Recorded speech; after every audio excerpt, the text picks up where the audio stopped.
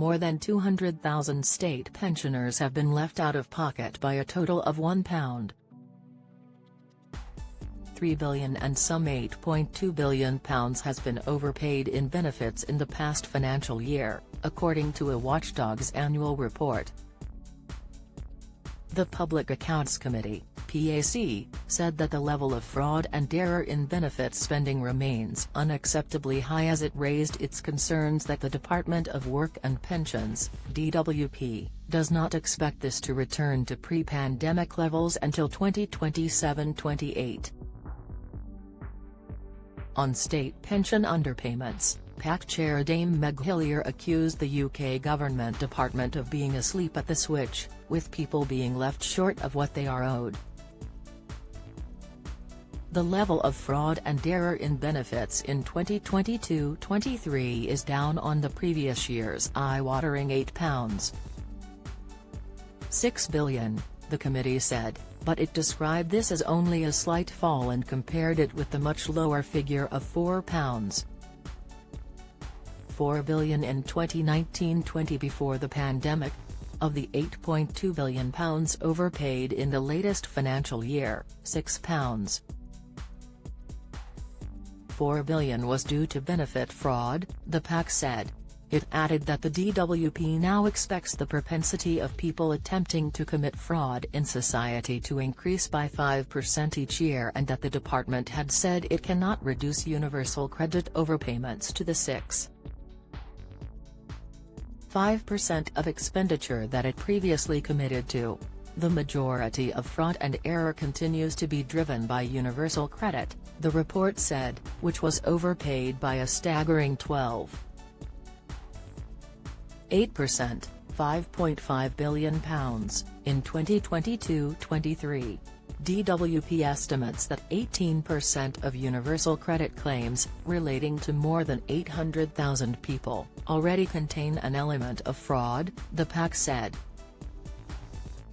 The committee acknowledged the department's plan to tackle such fraud and error, commending the DWP for being more transparent on the issue, including investing a further £895 million in counter-fraud and setting an annual savings target.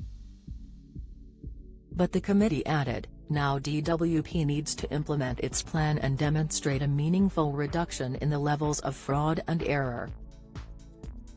DWP expects most of the savings to come from a £443 million project to cleanse the benefit system of incorrect payments by reviewing some 8 million live universal credit cases over the next 5 years.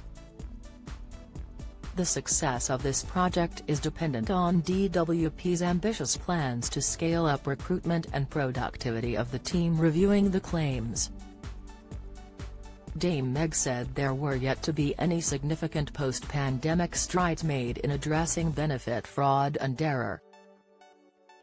The DWP's future strategy relies on assessing many millions of claims over the next few years, and contracting out this work brings its own risks, she said.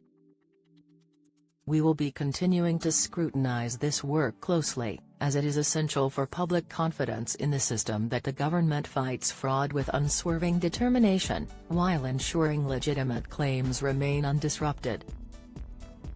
Meanwhile, the committee said it was very concerned that DWP reports yet another historic underpayment of state pension, which it estimates may have left some 210,000 pensioners out of pocket by a total of £1.3 billion, going back decades.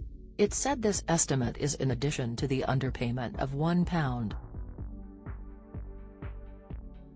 billion affecting 165,000 pensioners due to historical errors by DWP that it reported on last year. The department said it expects to pay back an average of £5,000 to each affected pensioner, the committee noted. The report stated that the DWP must do more to detect underpayments before they build up and have a significant impact on pensioners and other claimants. Dame Meg said, many pensioners have been left significantly out of pocket by up to thousands, while DWP has been asleep at the switch. These are injustices that may never be corrected for some. We are now in a place where Parliament needs assurance that the state pension is being paid accurately. We expect DWP to respond to our report in a timely fashion, but, frankly, paying pension accurately is a basic that we expect from DWP and not recommendations that our committee ought to be having to make. The report noted that the department is investing in advanced analytics to tackle fraud and error by using machine learning to identify potentially fraudulent claims, but the committee said DWP needs to do more to provide public confidence in the fairness of these tools. The report stated, DWP, has not yet made it clear to the public what proportion of benefit claims have been subject to machine learning analysis nor published any assessment of the impact on customers.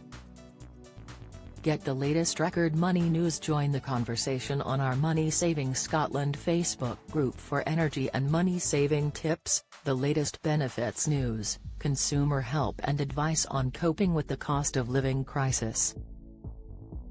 Sign up to our Record Money newsletter and get the top stories sent to your inbox daily from Monday to Friday, including a special cost of living edition on a Thursday. Sign up here. You can also follow us on X, formerly Twitter, @RecordMoney_ for regular updates throughout the day. A DWP spokesperson said, "Our priority is ensuring everyone receives the financial support they are entitled to, and state pension underpayment rates due to official error remain low at 0.5% of expenditure. Where errors do occur, we are committed to fixing them as quickly as possible.